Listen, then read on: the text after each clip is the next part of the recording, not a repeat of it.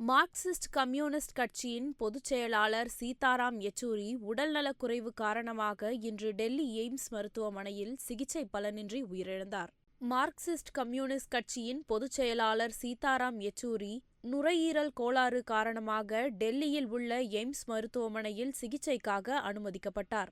Delhi AIIMS மருத்துவமனையில் அனுமதிக்கப்பட்ட அவருக்கு தொடர் சிகிச்சை அளிக்கப்பட்டு வந்தது. கம்யூனிஸ்ட் கட்சியின் மூத்த தலைவர்களில் ஒருவரான சீதாராம் யெச்சூரியின் வயது 72 ஆகும். சென்னையில் தெலுங்கு பேசும் குடும்பத்தில் இவர் பிறந்தார். இவரது பெற்றோர் ஆந்திராவை சேர்ந்தவர்கள்.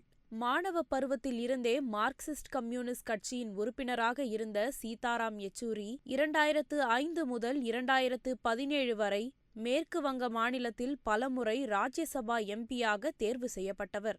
மார்க்சிஸ்ட் கம்யூனிஸ்ட் கட்சியின் தேசிய பொதுச் செயலாளராக இருப்பவர் சீதாராம் யெச்சூரி. கடந்த 2015ஆம் ஆண்டு பொதுச் செயலாளராக பொறுப்பை ஏற்ற அவர் 3வது முறையாக தேர்ந்தெடுக்கப்பட்டு பதவியில் இருந்தவர். மேற்கு வங்கம், திரிபுரா போன்ற மாநிலங்களில் மார்க்சிஸ்ட் கட்சியை இழந்த இக்கட்டான சூழலில் பதவிக்கு வந்த சீதாராம் யெச்சூரி கட்சியை பலப்படுத்தும் பணிகளை தீவிரமாக மேற்கொண்டு வந்தார். பல்வேறு முக்கிய முடிவுகளையும் அதிரடியாக எடுத்தார். 72 வயதான சீதாராம் யெச்சூரி நிமோனியா காய்ச்சல் காரணமாக டெல்லி எய்ம்ஸ் மருத்துவமனையில் கடந்த மாதம் 19ஆம் தேதி அனுமதிக்கப்பட்டார். அதனைத் தொடர்ந்து அவசர சிகிச்சை பிரிவுக்கும் பின்னர் தீவிர சிகிச்சை பிரிவுக்கும் மாற்றப்பட்டு அவருக்கு சிகிச்சை அளிக்கப்பட்டு வந்தது.